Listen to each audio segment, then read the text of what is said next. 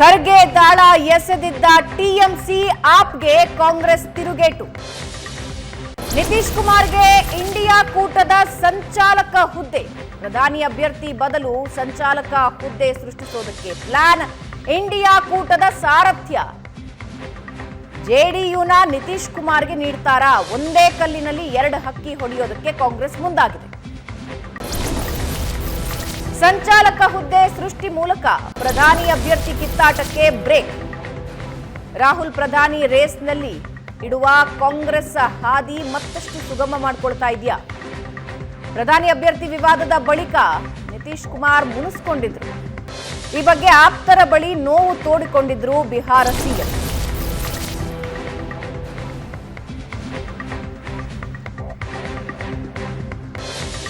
India ಕೂಟ ತೊರೀತಾರೆ ಅನ್ನೋ ಆತಂಕ ಇತ್ತು. ನಿತೀಶ್ಗೆ ಸಂಚಾಲಕ ಹುದ್ದೆ ಮೂಲಕ ಒಬಿಸಿ ಅಸ್ತ್ರ ಪ್ರಯೋಗಿಸಿದ್ದಾರೆ. ಖರ್ಗೆ ಮೂಲಕ ದಲಿತ ಅಸ್ತ್ರ ಪ್ರಯೋಗಿಸಿದ್ರು ಪಶ್ಚಿಮ ಬಂಗಾಳ ಸಿಎಂ. ಈಗ ನಿತೀಶ್ಗೆ ಸಂಚಾಲಕ ಹುದ್ದೆ ನೀಡಿದ್ರೆ ಒಪ್ಪಿಕೊಳ್ತಾರಾ ಮಮತಾ ಬ್ಯಾನರ್ಜಿ ಅನ್ನೋದು ಸದ್ಯದ ಪ್ರಶ್ನೆಯಾಗಿದೆ. ಇನ್ನು ನಿನ್ನೆ ನಡೀಬೇಕಾಗಿದ್ದ ಇಂಡಿಯಾ ಮೈತ್ರಿಕೂಟ ಸಭೆ ಮುಂದಕ್ಕೆ ಹೋಗಿದೆ. ಮುಂದಿನ ಸಭೆಯಲ್ಲಿ ನಿತೀಶ್ ಕುಮಾರ್ ಆಯ್ಕೆ ಘೋಷಣೆ ಸಾಧ್ಯತೆ ಇದೆ. ಇದೆಲ್ಲದರ ನಡುವೆ ಮಮತಾ ಬ್ಯಾನರ್ಜಿ ಮತ್ತು ಕಾಂಗ್ರೆಸ್ ನಡುವೆ ಕೆಲವೊಂದು ಮಾತಿನ ಜಟಾಪಟಿ ಕೂಡ ನಡೆದಿದೆ. ನಾವೇನು ಬೇಡ್ಕೊಳ್ತಾ ಇಲ್ಲ ಅನ್ನೋ ಹೇಳಿಕೆಯನ್ನ ಕಾಂಗ್ರೆಸ್ ನಾಯಕ ಮಮತಾ ಬ್ಯಾನರ್ಜಿಯ ವಿರುದ್ಧ ಹೇಳಿರೋದು ಮುಂದಿನ ದಿನಗಳಲ್ಲಿ ಪ್ರಮುಖವಾಗಿ ಮಮತಾ ಬ್ಯಾನರ್ಜಿ ಮತ್ತು ಕಾಂಗ್ರೆಸ್ ನಡುವೆ ಒಂದು ವಿವಾದ ಸೃಷ್ಟಿಯಾಗತ್ತಾ, ಬಿರುಕು ಸೃಷ್ಟಿಯಾಗತ್ತಾ ಅನ್ನೋದು ಸದ್ಯದ ಪ್ರಶ್ನೆ. ಮಮತಾ ಬ್ಯಾನರ್ಜಿ ಮತ್ತು ಅರವಿಂದ್ ಕೇಜ್ರಿವಾಲ್ ಸೇರಿ ಖರ್ಗೆ ಅವರ ಹೆಸರನ್ನ ಪ್ರಸ್ತಾಪ ಮಾಡಿರ್ತಾರೆ. ಪ್ರಧಾನಿ ಅಭ್ಯರ್ಥಿಯಾಗಿ ಖರ್ಗೆ ಅವರನ್ನ ನಿಲ್ಲಿಸಿ ನಾವು ಎಲೆಕ್ಷನ್ಗೆ ಹೋಗೋಣ ಅಂತ. ಆದರೆ ಕಾಂಗ್ರೆಸ್ ಇದ್ರ ಬಗ್ಗೆ ಯಾವುದೇ ಉತ್ತರ ನೀಡಿರೋದಿಲ್ಲ. ಹಾಗಾದ್ರೆ ಈಗ ಕಾಂಗ್ರೆಸ್ನ ಕ್ಯಾಲ್ಕುಲೇಷನ್ ಏನು? ಇಂಡಿಯಾ ಕೂಟಕ್ಕೆ ಸಂಚಾಲಕರಾಗಿ ನಿತೀಶ್ ಕುಮಾರ್ ಅವರ ಆಯ್ಕೆ ಯಾವ ರೀತಿ ಒಂದು ಸಂದೇಶ, ಯಾವ ರೀತಿ ಪ್ಲಾನ್ ಅನ್ನ ಕಾಂಗ್ರೆಸ್ ಮಾಡ್ಕೊಂಡಿದೆ? ಪ್ರಶಾಂತ್, ಸ್ಮಾರ್ಟ್ ಮೂವಾ ಕಾಂಗ್ರೆಸ್ ಕಡೆಯಿಂದ ಇದು? ನೋಡಿ, ಬಹಳ ಸ್ಮಾರ್ಟ್ ಮೂವ್ ಅಂತಕ್ಕಂಥದ್ದನ್ನು ಹೇಳಲಿಕ್ಕೆ ಸಾಧ್ಯ ಇಲ್ಲ. ಆದರೆ ಮಮತಾ ಬ್ಯಾನರ್ಜಿ ಕಳೆದ ಸಭೆಯಲ್ಲಿ ಒಂದು ಪ್ರಸ್ತಾವನೆಯನ್ನು ಇಟ್ಟಿದ್ದರು. ಮಲ್ಲಿಕಾರ್ಜುನ್ ಖರ್ಗೆ ಅವರು ಇದರ ಸಂಚಾಲಕರಾಗಬೇಕು, ಪ್ರಧಾನಮಂತ್ರಿ ಅಭ್ಯರ್ಥಿ ಆಗಬೇಕು. ಆಗ ಒಂದು ರಾಷ್ಟ್ರೀಯ ಪಕ್ಷದ ಅಧ್ಯಕ್ಷರು ಇದರ ಸಂಚಾಲಕರಾದಾಗ ಇದಕ್ಕೊಂದು ಲೆಜಿಟಿಮಸಿ ಬರುತ್ತೆ. ಜೊತೆಗೆ ಕಾಂಗ್ರೆಸ್ನ ಸೀಟ್ಗಳು ಜಾಸ್ತಿ ಆಗ್ತವೆ, ದಲಿತ ಅನ್ನುವ ಕಾರಣಕ್ಕೋಸ್ಕರ ನಮಗೂ ಲಾಭ ಆಗುತ್ತೆ ಅಂತಕ್ಕಂಥದ್ದು ಮಮತಾ ಬ್ಯಾನರ್ಜಿ ಮತ್ತು ಅರವಿಂದ್ ಕೇಜ್ರಿವಾಲ್ ಇಟ್ಟಿದ್ದ ಪ್ರಸ್ತಾವನೆಯಾಗಿತ್ತು. ಆದರೆ ಮಮತಾ ಬ್ಯಾನರ್ಜಿ ಇದನ್ನು ಕಾಂಗ್ರೆಸ್ ನಾಯಕತ್ವದೊಂದಿಗೆ ಯಾವತ್ತೂ ಚರ್ಚೆ ಮಾಡಿರಲಿಲ್ಲ. ಮಮತಾ ಬ್ಯಾನರ್ಜಿಯ ಟೆಂಪ್ರಮೆಂಟ್ ಎಲ್ರಿಗೂ ಗೊತ್ತಿರುವ ವಿಚಾರ, ತುಂಬ ಏನು ಕನ್ಸಲ್ಟೇಷನ್ ಮಾಡಲ್ಲ. ಕೇಜ್ರಿವಾಲ್ರ ಜೊತೆ ಒಂದು ಕ್ಲೋಸ್ ಡೋರ್ ಮೀಟಿಂಗ್ ಆದ ನಂತರ ಹೊರಗಡೆ ಬಂದು ನೇರವಾಗಿ ಸಭೆಗೆ ಹೋಗಿ ಈ ಮಾತನ್ನು ಹೇಳಿದರು ಖರ್ಗೆ. ಆದರೆ ಕಾಂಗ್ರೆಸ್ನಲ್ಲೊಂದು ಪೇಚಿತ್ತು, ಕಾಂಗ್ರೆಸ್ ಇದಕ್ಕೆ ತಯಾರಿರಲಿಲ್ಲ. ಯಾಕಂದರೆ ಕರ್ನಾಟಕದ ವಿಧಾನಸಭಾ ಚುನಾವಣೆಗೂ ಮುಂಚೆ ನಿತೀಶ್ ಕುಮಾರ್, ನವೀನ್ ಪಟ್ನಾಯಕ್, ಮಮತಾ ಬ್ಯಾನರ್ಜಿ, ಅಖಿಲೇಶ್, ಲಾಲು, ಶರದ್ ಪವಾರ್, ಚಂದ್ರಶೇಖರ್ ರಾವ್ ಇವ್ರನ್ನೆಲ್ಲರನ್ನ ಹೋಗಿ ಭೇಟಿಯಾಗಿದ್ದರು. ಭೇಟಿಯಾದಾಗಲೇ ಕಾಂಗ್ರೆಸ್ ಜೊತೆಗಿನ ಮಾತುಕತೆಯ ಸಂದರ್ಭದಲ್ಲಿ ನಿತೀಶ್ ಕುಮಾರ್ ಮತ್ತು ಕಾಂಗ್ರೆಸ್ ನಡುವೆ ಒಂದು ಪ್ಯಾಕ್ಟ್ ಆಗಿತ್ತು. ಇಲ್ಲ, ನಿತೀಶ್ ಕುಮಾರ್ ಇದರ ಸಂಚಾಲಕರಾಗ್ತಾರೆ, ಪ್ರಧಾನಮಂತ್ರಿ ಅಭ್ಯರ್ಥಿ ಆಗ್ತಾರೆ. ಅದೇ ಆಧಾರದ ಮೇಲೆ ಜಾತಿ ಗಣತಿಯ ಪ್ರಶ್ನೆಯನ್ನು ಕೂಡ ರಾಹುಲ್ ಗಾಂಧಿ ಆ ಒಂದು ವಾಯ್ಸನ್ನು ರೇಸ್ ಮಾಡಲಿಕ್ಕೆ ಆರಂಭಿಸಿದರು. ಅಲ್ಲಿ ಲಾಲು ಮತ್ತು ಕಾಂಗ್ರೆಸ್ಗೂ ಒಂದು ಪ್ಯಾಕ್ಟ್ ಆಗಿದೆ. ಲಾಲು ಹೇಳ್ತಿದ್ದಾರೆ, ನಿತೀಶ್ ಕುಮಾರನ್ನು ದಿಲ್ಲಿ ರಾಜಕಾರಣಕ್ಕೆ ಕರ್ಕೊಂಡು ಹೋಗಿ ನನ್ನ ಮಗನನ್ನು ಮುಖ್ಯಮಂತ್ರಿ ಮಾಡಿ ಅಂತಕ್ಕಂಥದ್ದು. ಒಂದು ವೇಳೆ ಖರ್ಗೆ ಅವರನ್ನು ಪ್ರಧಾನಮಂತ್ರಿ ಅಭ್ಯರ್ಥಿಯನ್ನಾಗಿ ಮಾಡಿದರೆ ಆ ಮೈತ್ರಿಕೂಟದಿಂದ ಲಾಲು ಮತ್ತು ನಿತೀಶ್ ಹೊರ ಹೋಗುವ ಸಾಧ್ಯತೆಗಳು ನಿಶ್ಚಿತವಾಗಿತ್ತು. ಯಾಕಂದರೆ ನೀವು ಮಾತಿನಿಂದ ಹಿಂದೆ ಹೋಗ್ತಾ ಇದ್ದೀರಿ ಅಂತಕ್ಕಂಥದ್ದು. ಮತ್ತು ಈಗ ಖರ್ಗೆ ಅವರನ್ನು ಪ್ರಧಾನಮಂತ್ರಿ ಅಭ್ಯರ್ಥಿಯನ್ನಾಗಿ ಬಿಂಬಿಸೋದಕ್ಕೆ ಕಾಂಗ್ರೆಸ್ನಲ್ಲೂ ಕೂಡ ಒಂದು ಆಮ್ರಾಯ್ ಅಂದರೆ ಒಂದು ಸರ್ವಸಮ್ಮತಿ ಇರಲಿಲ್ಲ. ಗಾಂಧಿ ಕುಟುಂಬದ ಒಪ್ಪಿಗೆ ಇತ್ತ, ಈಗ ಅಧ್ಯಕ್ಷರಾಗಲಿಕ್ಕೆ ಒಪ್ಪಿಗೆ ಇತ್ತು, ಪ್ರಧಾನಮಂತ್ರಿ ಅಭ್ಯರ್ಥಿ ಮಾಡಲಿಕ್ಕೆ ಒಪ್ಪಿಗೆ ಇತ್ತಾ ಇಲ್ವಾ, ಈ ಸಂಗತಿಗಳು ಕಾಂಗ್ರೆಸ್ನಲ್ಲಿ ದ್ವಂದ್ವ ಮತ್ತು ಗೊಂದಲವನ್ನು ಸೃಷ್ಟಿಸ್ತಾ ಇದ್ವು. ಆ ಕಾರಣದಿಂದ ಈಗ ನಿನ್ನೆಯ ಸಭೆಯಲ್ಲಿ ಕಾಂಗ್ರೆಸ್ ಒಂದು ಪ್ರಸ್ತಾವನೆಯನ್ನು ನೀಡಲಿದೆ. ನಿತೀಶ್ ಕುಮಾರ್ ಇದರ ಸಂಚಾಲಕರಾಗಬೇಕು. ಒಂದು ಕ್ಲೀನ್ ಇಮೇಜ್ ಇದೆ, ಇನ್ನೊಂದು ಅಂದರೆ ಅವ್ರಿಗೆ ಪ್ಲಸ್ ಅನ್ನು ನೋಡ್ತಾ ಹೋದರೆ ಒಂದು ನಿತೀಶ್ ಕುಮಾರ್ ಕ್ಲೀನ್ ಇಮೇಜ್ ಇದೆ. ಸುಮಾರು 18 ವರ್ಷ 2005ರಿಂದ ಅವ್ರಿಗೆ ಸತತವಾಗಿ ಅಧಿಕಾರ ನಡೆಸಿರ್ತಕ್ಕಂಥ, ಮಧ್ಯೆ ಜಿತೇಂದ್ರ ರಾಮ್ ಮಾಂಜಿಗೆಲ್ಲ ಕೊಟ್ಟಿದ್ದು ಬಿಟ್ಟರೆ ಸತತವಾಗಿ ಅಧಿಕಾರ ನಡೆಸಿರ್ತಕ್ಕಂಥ ಒಂದು ಟ್ರ್ಯಾಕ್ ರೆಕಾರ್ಡ್ ಇದೆ. ಜೊತೆಗೆ ನಿತೀಶ್ ಕುಮಾರ್ ನರೇಂದ್ರ ಮೋದಿ ಅವರಂತೆ OBC ಸಮುದಾಯದಿಂದ ಬರ್ತಾರೆ. ಉತ್ತರ ಭಾರತದ ರಾಜಕಾರಣದಲ್ಲಿ OBCಯ ಪಾಲಿಟಿಕ್ಸ್ ಹಿಂದುತ್ವದ ಜೊತೆಗೆ ತಳಕು ಹಾಕ್ಕೊಂಡಿದೆ. ಆ ಕಾರಣದಿಂದ ಬಿ ಜೆ ಪಿಯನ್ನು ತಡಿಲಿಕ್ಕೆ ಸುಲಭ ಅಂತಕ್ಕಂಥದ್ದು ನಿತೀಶ್ ಕುಮಾರ್, ಲಾಲು, ಕಾಂಗ್ರೆಸ್ನ ಲೆಕ್ಕಾಚಾರ. ಮೈನಸ್ಸನ್ನು ನೋಡೋದಾದರೆ ಭಾವನಾ, ಬಿಹಾರದಲ್ಲಿಯೇ ನಿತೀಶ್ ಕುಮಾರರ ಶಕ್ತಿ ಎಷ್ಟು? 40 ಶಾಸಕರು. ಅದನ್ನು ಬಿಟ್ಟು ನಿತೀಶ್ ಕುಮಾರ್ಗೆ ವೋಟ್ ಬ್ಯಾಂಕ್ ಇಲ್ಲ. ಬಿಹಾರದಲ್ಲಿ ಏಕಾಂಗಿಯಾಗಿ ಅಧಿಕಾರಕ್ಕೆ ಬರಲಿಕ್ಕೆ ನಿತೀಶ್ ಕುಮಾರ್ಗೆ ಯಾಕೆ ಸಾಧ್ಯ ಆಗಲ್ಲ? ಐದರ್ ಲಾಲು ಬೇಕು ಅಥವಾ ಬಿ ಜೆ ಪಿ ಬೇಕು ಅಂದಾಗ ಮಾತ್ರ ಅಧಿಕಾರದ ದಡವನ್ನು ನಿತೀಶ್ ಕುಮಾರ್ ತಲುಪಲಿಕ್ಕೆ ಸಾಧ್ಯ ಇದೆ. ಈಗ ಹೊರಗಡೆ, ಬಿಹಾರದ ಹೊರಗಡೆ ನಿತೀಶ್ ಕುಮಾರ್ ಯಾವ ವೋಟ್ ಬ್ಯಾಂಕನ್ನು ಟಾರ್ಗೆಟ್ ಮಾಡ್ಬೋದು? ನೀವು ಕಾಲ್ಪನಿಕವಾಗಿ ಪ್ರಿಸಂಪ್ಷನ್ ಆಧಾರದ ಮೇಲೆ ಹೇಳ್ಬೋದು, ಇಲ್ಲ ಉತ್ತರ ಪ್ರದೇಶದಲ್ಲಿ ಯಾದವರು ಜೊತೆಗೆ ಬರ್ತಾರೆ, ಅದು ನಿತೀಶ್ ಕುಮಾರ್ ಇಲ್ಲದೆ ಇದ್ರೂ ಜೊತೆಗೆ ಬರ್ತಾರೆ. ರೈಟ್. ಕುರುಮಿಗಳು ಜೊತೆಗೆ ಬರ್ತಾರೆ, ಗುಜರಾತ್ನಲ್ಲಿ ಪಟೇಲರು ಜೊತೆಗೆ ಬರ್ತಾರೆ. ಹಾಗಾಗತ್ತಾ ಪೊಲಿಟಿಕ್ಸ್ನಲ್ಲಿ ಅಂತಕ್ಕಂಥದ್ದು ಪ್ರಶ್ನೆ. ಈಗ ದೇವೇಗೌಡರು ಒಂದು ರೈತಾಪಿ ಸಮುದಾಯಕ್ಕೆ ಸೇರಿದವರು. ಹಿಂದೆ ಅವತ್ತೊಂದು 30 ವರ್ಷಗಳ ಹಿಂದೆ ಕುರುಮಿ ಸಮುದಾಯದ ಸಭೆಯಲ್ಲಿ ಒಕ್ಕಲಿಗರನ್ನು ಕರೆಯಲಾಗಿತ್ತು. ಅದರ ಆಧಾರದ ಮೇಲೆ ಇವತ್ತು ಕುರುಮಿ ಆದರು ಅಂತ ಹೇಳಿ ಕರ್ನಾಟಕದ ಒಕ್ಕಲಿಗರು ನಿತೀಶ್ ಕುಮಾರನ್ನು ಬೆಂಬಲಿಸೋದು ಅಥವಾ ಅಲ್ಲಿನ ಬೇರೆ ಪಟೇಲರು ದೇವೇಗೌಡರನ್ನು ಬೆಂಬಲಿಸೋದು ಸಾಧ್ಯ ಆಗುತ್ತಾ? It's practically impossible. ಆ ಕಾರಣದಿಂದ ಪ್ಲಸ್ ಮೈನಸ್ಗಳು ನಿಶ್ಚಿತವಾಗಿವೆ. ಆದರೆ ಕಾಂಗ್ರೆಸ್ಗೆ ಅನಿಸ್ತಾ ಇದೆ, ಖರ್ಗೆ ಅವರನ್ನು ಮಾಡಿ ನಾಳೆ ಇದು ಪೂರ್ತಿಯಾಗಿ ಉಲ್ಟಾ ಹೊಡೆದು ಸಮಸ್ಯೆ ಆಗೋದಕ್ಕಿಂತ ನಿತೀಶ್ ಕುಮಾರ್ ಅದರ ಸಂಚಾಲಕರಾಗಲಿ, ಪ್ರಧಾನಮಂತ್ರಿ ಅಭ್ಯರ್ಥಿ ಮಾಡೋದು ಬಿಡೋದು ಈಗ ಡಿಸೈಡ್ ಮಾಡೋದು ಬೇಡ, ಚುನಾವಣೆಯ ನಂತರ ಡಿಸೈಡ್ ಮಾಡೋಣ ಅನ್ನುವ ಮನಸ್ಥಿತಿಯಲ್ಲಿ ಕಾಂಗ್ರೆಸ್ ಇದೆ. ಆದರೆ ಮಮತಾ ಬ್ಯಾನರ್ಜಿ ಮತ್ತು ನೋಡಿ, ಮಮತಾ ಮತ್ತು ಅರವಿಂದ್ ಕೇಜ್ರಿವಾಲ್ 2 ದೃಷ್ಟಿಯಿಂದ ಯೋಚನೆ ಮಾಡಿದ್ರು ಅಂತ ನನಗನ್ಸುತ್ತೆ. ಒಂದು, ಯಾವುದೇ ಪ್ರಾದೇಶಿಕ ಪಕ್ಷದ ನಾಯಕ ಒಂದು ನಿಮ್ಮ ರಾಷ್ಟ್ರೀಯ ಒಕ್ಕೂಟದ ಸಂಚಾಲಕನಾದಾಗ ಬೇರೆ ರಾಜ್ಯದಲ್ಲಿ ಅದರ ಇಫೆಕ್ಟ್ 0 ಇರುತ್ತೆ. Correct, right. ಬೇರೆ ರಾಜ್ಯದಲ್ಲಿ ಅದರ ಯಾವುದೇ ರೀತಿಯಾಗಿರ್ತಕ್ಕ ರಿಸೋನೆನ್ಸ್ ಇರಲ್ಲ. ಈಗ ನೋಡಿ, ಕಾಂಗ್ರೆಸ್ನ ರಿಸೋನೆನ್ಸ್ ಕರ್ನಾಟಕದಲ್ಲಿರುತ್ತೆ, ಬಿ ಜೆ ಪಿಯ ರಿಸೋನೆನ್ಸ್ ಕರ್ನಾಟಕದಲ್ಲಿರುತ್ತೆ, ದಿಲ್ಲಿಯ ನಾಯಕತ್ವದ್ದು. ಆದರೆ ಈಗ ಶರದ್ ಪವಾರರ ರಿಸೋನೆನ್ಸ್ ಬೆಳಗಾವಿ ಭಾಗದಲ್ಲೂ ಕಂಡು ಬರಲ್ಲ, ಮರಾಠ ಪಾಪ್ಯುಲೇಷನ್ ಇದ್ದರೂ ಕೂಡ. ಯಾಕಂದರೆ ರಾಜ್ಯಗಳ ಪೊಲಿಟಿಕ್ಸ್ ಬೇರೆ. ಆ ಕಾರಣದಿಂದ ಮಮತಾ ಮತ್ತು ಕೇಜ್ರಿವಾಲ್ ಹೇಳ್ತಾ ಇದ್ರು, 2 ದೃಷ್ಟಿ ಅವ್ರದ್ದಿತ್ತು. ಒಂದು, ಕಾಂಗ್ರೆಸ್ಸನ್ನು ಆಫ್ ಗಾರ್ಡ್ ಮಾಡಬೇಕು. 2ನೇದು, ಖರ್ಗೆ ದಲಿತರು ಅನ್ನುವ ಕಾರಣಕ್ಕೋಸ್ಕರ ದಲಿತ ಸಮುದಾಯದ ಮತಗಳನ್ನು ಪಡೀಲಿಕ್ಕೆ ಇದು ಅನುಕೂಲ ಆಗಬಹುದು ಅಂತಕ್ಕಂಥದ್ದು ಅವರ ಲೆಕ್ಕಾಚಾರ ಆಗಿತ್ತು. ಆದರೆ ಕಾಂಗ್ರೆಸ್ಗೊಂದು ಆತಂಕ ಇದೆ. ದಲಿತ ಸಮುದಾಯದ ಪ್ರಧಾನಮಂತ್ರಿ ಅಭ್ಯರ್ಥಿಯನ್ನಾಗಿ ಈಗ ಬಿಂಬಿಸಿದರೆ ದಲಿತ ಸಮುದಾಯದ ಮತಗಳೇ ಒಟ್ಟಿಗೆ ಬರುವ ಗ್ಯಾರಂಟಿ ಕಾಣ್ತಾ ಇಲ್ಲ ಕೆಳಗಡೆ. ಈಗ ದಲಿತ ಬಲಗೈ, ಎಡಗೈ, ಕೊರಚ, ಕೊರಮ, ಲಂಬಾಣಿ, ಬೋವಿ ಎಲ್ಲರೂ ಬೇರೆ ಬೇರೆ ಬೇರೆ ಕಾರಣಗಳಿಗೋಸ್ಕರ ಕರ್ನಾಟಕದಲ್ಲಿ ಓಟ್ ಹಾಕ್ತಾರೆ. ಹಾಗೆ ಎಲ್ಲ ದೇಶದ ಎಲ್ಲ ರಾಜ್ಯಗಳಲ್ಲಿದೆ. ಒಂದು.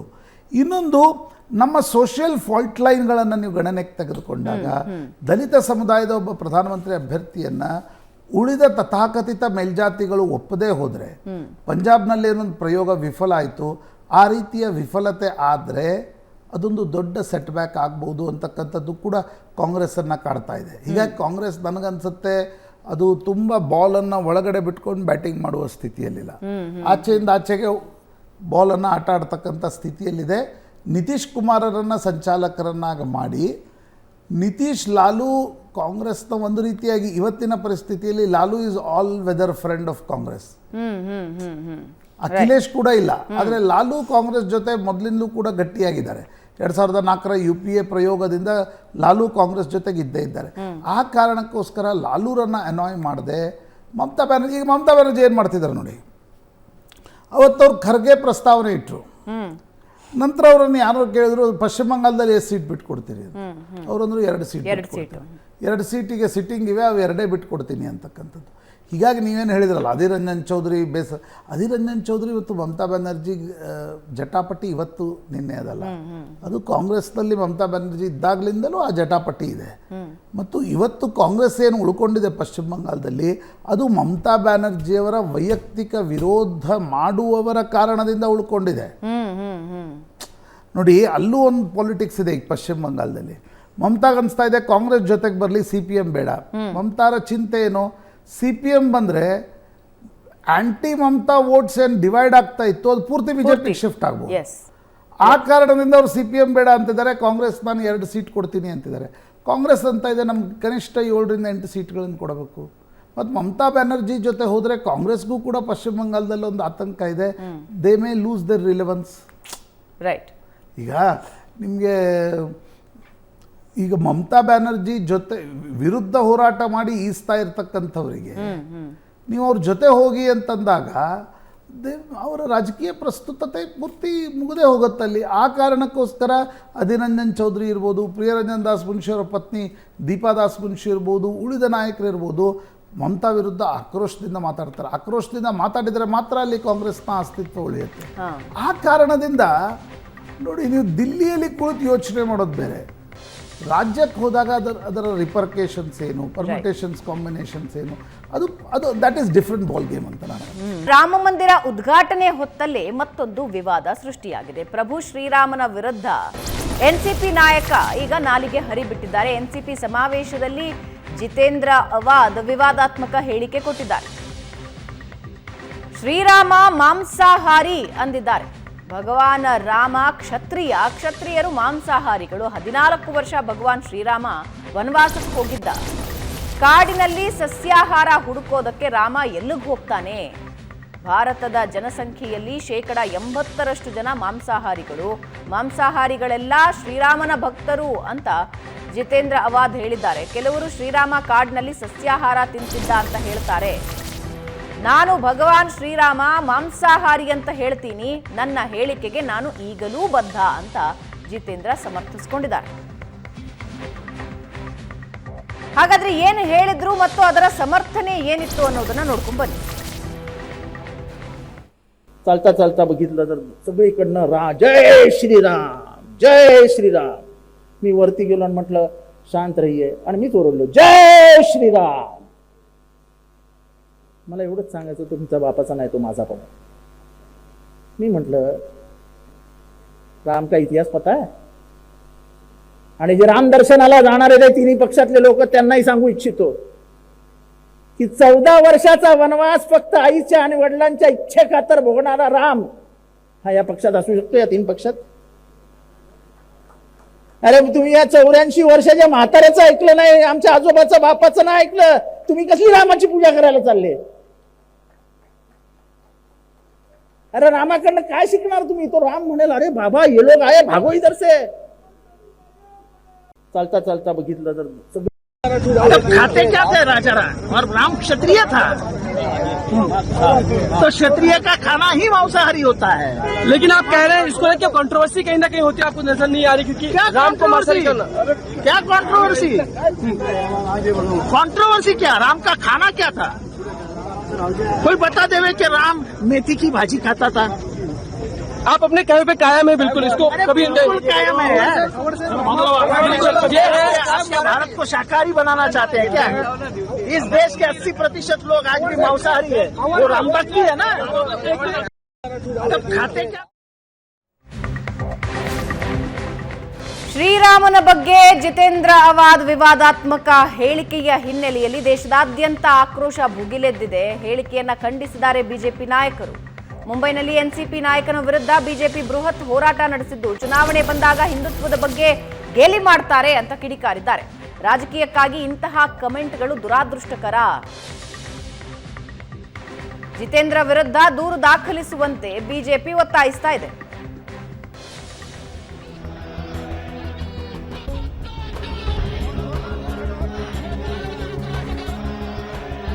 ಬಿಜೆಪಿ ಪ್ರತಿಭಟನೆ ನೀವು ನೋಡ್ತಾ ಇದ್ದೀರಾ. ನಾಯಕನ ವಿರುದ್ಧ ದೂರು ದಾಖಲಿಸಿ ಅಂತ ಪೊಲೀಸ್ ಠಾಣೆ ಮೆಟ್ಟಿಲು ಹತ್ತಿದ್ದಾರೆ ಬಿಜೆಪಿ ನಾಯಕರು.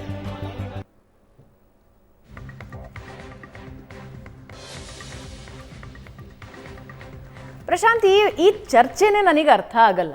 ರಾಮನ ಗುಣಗಳೇನು, ಆತ ಏನು ಮಾಡ್ದ, ರಾಜ್ಯಭಾರ ಹೆಂಗ್ ಮಾಡ್ದ, ಜನರನ್ನ ಹೆಂಗ್ ನೋಡ್ಕೊಂಡ, ಇದ್ರ ಬಗ್ಗೆ ಒಂದು ಚರ್ಚೆ ಆಗ್ಬೇಕು. ಆತ ಏನ್ ತಿಂದ ಅನ್ನೋದ್ರ ಬಗ್ಗೆ ಚರ್ಚೆ ಹುಟ್ಟಾಕೋದು, ಒಂದು ವಿವಾದ ಹುಟ್ಟಾಕೋದು ಅನ್ನೆಸೆಸರಿ. ನಾವು ಮಹಾರಾಷ್ಟ್ರದ ಜಿತೇಂದ್ರ ಅವಾರ್ಡ್ರ ಹೇಳಿಕೆಯನ್ನು, ಠಾಣಾದ ಒಬ್ಬ ಶಾಸಕ ಜಿತೇಂದ್ರ ಅವಾರ್ಡ್ ಅವರ ಹೇಳಿಕೆಯನ್ನು ಕರ್ನಾಟಕದಲ್ಲಿ ಕುಳಿತುಕೊಂಡು ಚರ್ಚೆ ಮಾಡ್ತಾ ಇದ್ದೀವಿ. ಜಿತೇಂದ್ರ ಅವಾರ್ಡ್ಗೆ ಇದೇ ಬೇಕಿತ್ತು. ಓಕೆ, ವಿವಾದ ಸೃಷ್ಟಿಸೋದು ಯಾಕೆ?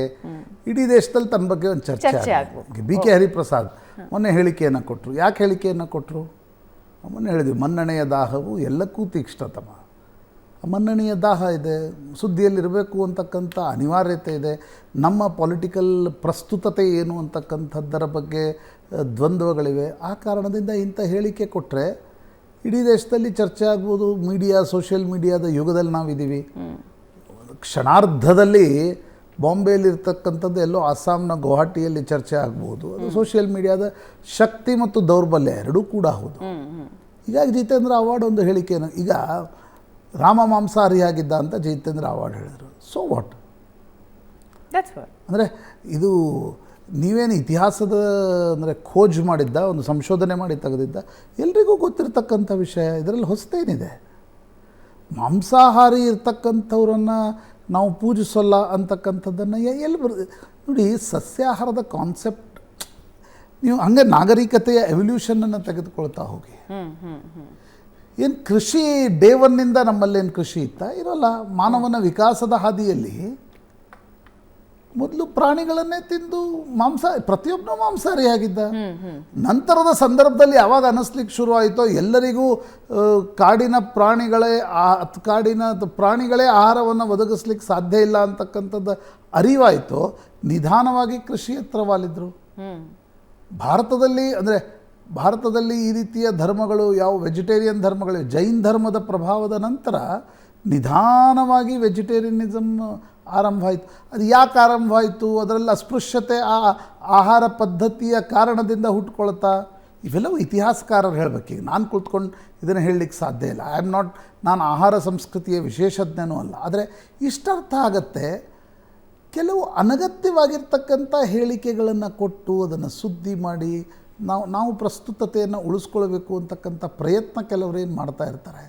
ಅದಕ್ಕೆ ತಕ್ಕಂತೆ ಕೆಲ ಕಾರ್ಯಕರ್ತರು ಹೋಗಿ ಮನವಿಯನ್ನು ಕೊಡ್ತಾರೆ. ಅವನ ಮೇಲೆ ನಿಷೇಧ ಹೇಳ್ತಕ್ಕಂಥದ್ದೇನು ಜಿತೇಂದ್ರ ಅವಾರ್ಡ್ ಮಾಡಿಲ್ಲ ನನಗನ್ಸೋ. ಚರ್ಚೆ ಆಗ್ತಕ್ಕಂಥ ವಿಷಯವನ್ನು ಹುಟ್ಟಾಕಿದ್ದಾರೆ. ಈಗ ರಾಮ ಮಾಂಸಾಹಾರಿ ಆಗಿದ್ದು, ಕ್ಷತ್ರಿಯರ ಆಹಾರದಲ್ಲಿ ಮಾಂಸಾಹಾರ ಇದೆ.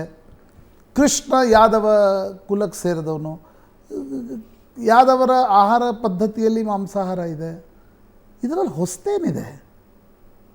ಆಮೇಲೆ ಮಾಂಸಾಹಾರವನ್ನು ಸೇವಿಸ್ತಕ್ಕಂಥವರು ಮಾನವ ಶ್ರೇಷ್ಠರಾಗಲಿಕ್ಕೆ ಸಾಧ್ಯ ಇಲ್ಲ ಅಂತಕ್ಕಂಥದ್ದನ್ನು ಯಾರು ಹೇಳಿದ್ದಾರೆ?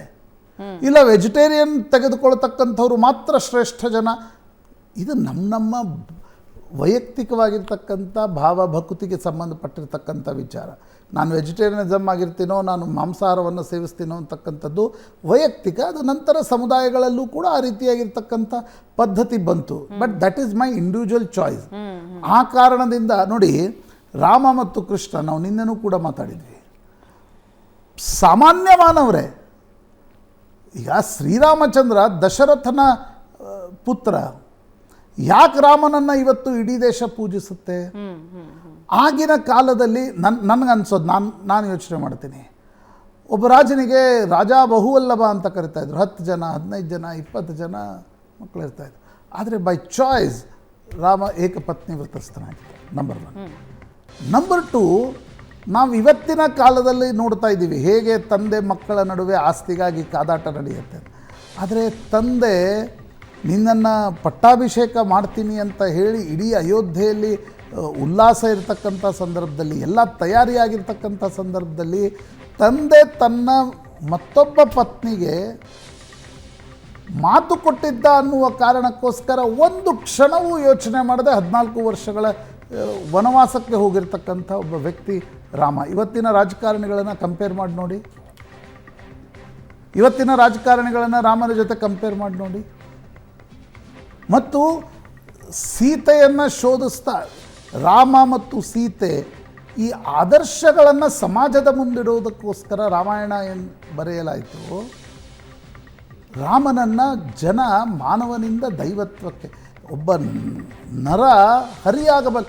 ಈಗ ಹರಿಯ ಅವತಾರ ಪುರಾಣದ ಎಲ್ಲ ಕಥೆಗಳಿವೆ. ನಾನು ಅದನ್ನು ಡಿಸ್ಪ್ಯೂಟು ಮಾಡಲ್ಲ, ಒಪ್ಪೋದು ಬಿಡೋದು ಅವರವರ ವೈಯಕ್ತಿಕ ಸಂಬಂಧಪಟ್ಟಿರ್ತಕ್ಕಂಥ ವಿಚಾರ. ಆದರೆ ಕಣ್ಣಿಗೆ ಕಾಣೋದೇನು? ನರ ಹರಿಯಾಗಬಲ್ಲ ಅನ್ನೋದನ್ನು ರಾಮ ತ್ರೇತಾಯುಗದಲ್ಲಿ ತೋರಿಸಿದ. ಕೃಷ್ಣ ಕೂಡ ಅದೇ ರೀತಿಯಾಗಿರ್ತಕ್ಕಂಥ ಒಬ್ಬ ಸಾಮಾನ್ಯ ಗೊಲ್ಲರ ಮಗ ಹರಿಯಾಗಬಲ್ಲ ಅಂತಕ್ಕಂಥದ್ದನ್ನು ಕೃಷ್ಣ. ನಮ್ಮ ಸಂಸ್ಕೃತಿಯ ವೈಶಿಷ್ಟ್ಯ ಏನು ಅಂತಂದರೆ, ಮಾನವರೇ ಇಲ್ಲಿ ದೇವರ ರೂಪವನ್ನು ತಾಳ್ತಾರೆ. ನೀವು ಪುರಾಣದ ದೇವರುಗಳನ್ನು ಬಿಡಿ, ಈಗ ರಾಮ ಕೃಷ್ಣ ಶಿವ ಅವರು ಕಾಲ್ಪನಿಕ ವ್ಯಕ್ತಿಗಳಲ್ಲ, ಆಗಿ ಹೋದ ಮಹಾಪುರುಷರು. ಅವರನ್ನು ನಮ್ಮ ಸಮಾಜ ದೈವತ್ವದ ಭಾವನೆಯಿಂದ ಪೂಜಿಸುತ್ತೆ. ನೀವು ಅಂಥ ಸಂದರ್ಭದಲ್ಲಿ ಇದು ನೋಡಿ, ಇನ್ನೊಂದು 20 ದಿನ ಆದಮೇಲೆ ರಾಮ ಮಂದಿರದ ಉದ್ಘಾಟನೆ ಇದೆ. ಹೌದು. ಜನ ಸಂಭ್ರಮಿಸ್ತಾ ಇದ್ದಾರೆ, ಜನಕ್ಕೆ ತಂದೆ ಆಗಿರ್ತಕ್ಕಂಥ ಒಂದು ಖುಷಿ ಇದೆ. ಯಾಕಂದರೆ 800 ವರ್ಷಗಳ ದಾಸ್ಯವನ್ನು ನೋಡಿದ ದೇಶ ನಮ್ಮದು. ಹೌದು. ಅಂಥ ದಾಸ್ಯದ ನಂತರ ಒಂದು ಮಂದಿರ ನಿರ್ಮಾಣ ಆಗ್ತಾ ಇದೆ ರಾಮನಿಗೋಸ್ಕರ. ಈಗ ಅಯೋಧ್ಯೆಯಲ್ಲಿ ಬಾಲರಾಮನ ಮೂರ್ತಿಗಳು ಸುಮಾರು 50 ವರ್ಷ ಟೆಂಟ್ನಲ್ಲಿತ್ತು. ಭಾರತದಲ್ಲಿ ಬೇರೆ ಯಾವುದಾದ್ರೂ ದೇಶದಲ್ಲಿ ಇದು ಕಲ್ಪನೆ ಮಾಡ್ಕೊಳ್ಳಿಕ್ಕೆ ಸಾಧ್ಯನಾ? ಅಂಥ ರಾಮನಿಗೆ ಒಂದು ಭವ್ಯ ರಾಮ ಮಂದಿರ ನಿರ್ಮಾಣ ಆಗ್ತಾ ಇರ್ತಕ್ಕಂಥ ಸಂದರ್ಭದಲ್ಲಿ ಈಗ ಮಾಂಸಾಹಾರಿ ರಾಮ, ಅದಕ್ಕೆ ಸಸ್ಯಾಹಾರಿಗಳು ನಡ್ಕೊಳ್ಬಾರ್ದ? ಸಸ್ಯಾಹಾರಿ ರಾಮ, ಮಾಂಸಾಹಾರಿ ನಡ್ಕೊಳ್ಬಾರ್ದು. ನೋಡಿ, ಈ ದೈವತ್ವದ ಕಲ್ಪನೆ ಇದೆಲ್ಲ ಭಾವನಾ, ಇದು ನಮ್ಮ ಮಸ್ತಿಷ್ಕಕ್ಕೆ ಸಂಬಂಧ. ನಾನು ಒಂದೊಂದು ಸಲ ಯೋಚನೆ ಮಾಡ್ತೀನಿ, ನಾವು ಮನುಷ್ಯರನ್ನೇ ದೈವದಲ್ಲಿ ನೋಡ್ತೀವಿ. ಇಲಿ ಹೇಗೆ ನೋಡ್ತಾ ಇರ್ಬೋದು ದೇವರನ್ನು? ಒಂದು ವೇಳೆ ನೋಡಿ, ಅದು ಇಲಿಯನ್ನೇ ದೇವರನ್ನಾಗಿ ನೋಡ್ಬೋದು. ಸೊ ನಮ್ಮ ಕಲ್ಪನೆಗೆ ಸಂಬಂಧಪಟ್ಟಿರ್ತಕ್ಕಂಥ ಒಂದು ದೈವತ್ವದ ವಿಚಾರದಲ್ಲಿ ಅನಗತ್ಯವಾಗಿ ತಂದು ಆಹಾರದ ಒಂದು ಅದಕ್ಕೊಂದು ಪ್ರತಿಯಾಗಿ BJPಯವರ ಹೋರಾಟ, ಇವೆಲ್ಲವೂ ಹಾಸ್ಯಾಸ್ಪದ ಅನ್ಸುತ್ತೆ. 22ನೇ ತಾರೀಕಿನವರೆಗೆ ಹಿಂಗಿದ್ದು ಬಹಳಷ್ಟು ನೋಡೋದಕ್ಕೆ ಸಿಗುತ್ತೆ ಅಂತ ಅನ್ಸುತ್ತೆ ಪ್ರಶಾಂತ್. ಯಾಕಂದ್ರೆ ಅದಕ್ಕೀಗೊಂದು ಸುದ್ದಿಯ ವ್ಯಾಲ್ಯೂ ಇದೆ ಅಲ್ವಾ? ಅಲ್ಲ, ಈಗ ಹೇಳಿದ್ರಷ್ಟೇ ಅದಕ್ಕೆ ವ್ಯಾಲ್ಯೂ ಅಂತ, ಹಂಗಾಗೆ ಅದು.